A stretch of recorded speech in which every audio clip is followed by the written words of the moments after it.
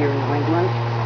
I'm 68 years old. I have 6 children and 12 grandchildren. I'm known for my hats, so I'm wearing my favorite one for you guys. My first video. For months, I have been writing a weekly email to friends and family called Ballooning Left. And I find that the Democrats or the left are a gift that keeps on giving and giving and giving on a daily basis. I would talk about the crooks and liars and cheats and morons in the Republican and Independent parties, particularly tax cheats and things like that. I can't seem to get any material. But the Democrats have something new for me every day.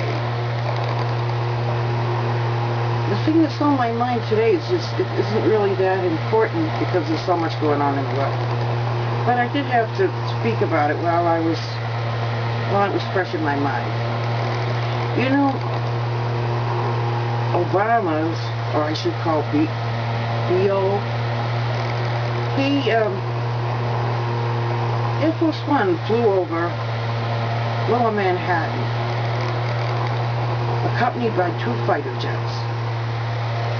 It flew in low altitude and terrified those people, terrified the people of New York. They were running out of the buildings, they were calling 911. Can you blame them?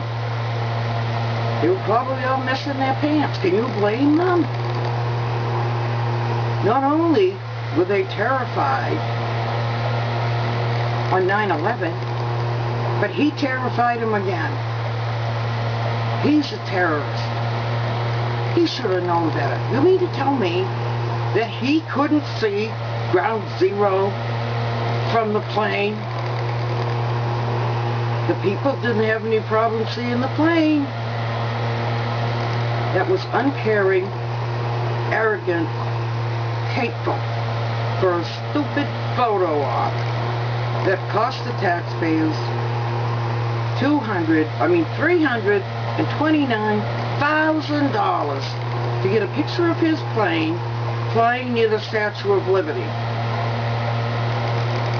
And when he gets done with his presidency, unfortunately, there may be no more liberty in this country.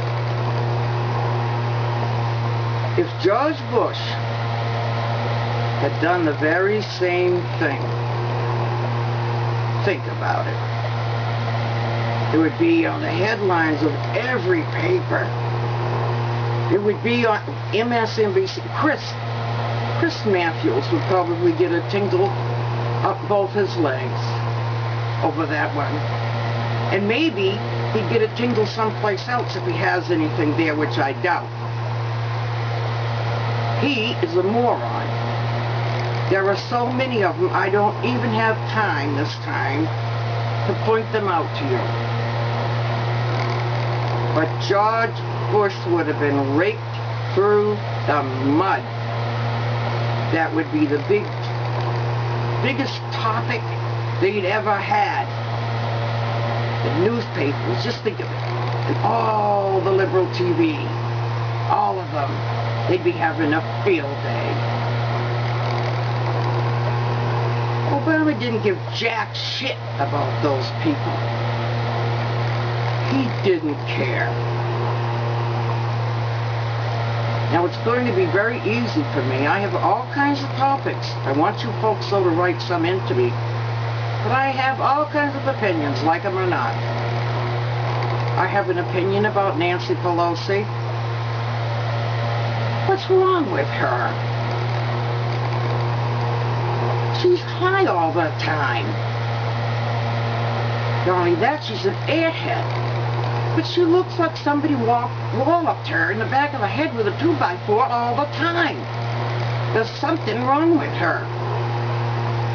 And what about that fat bastard Al Gore that makes a great living flying all over the world in his, you know what, private jet polluting the air?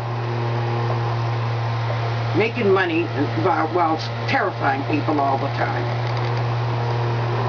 He has a 9,000-foot mansion that uses as much damn electricity as a small town.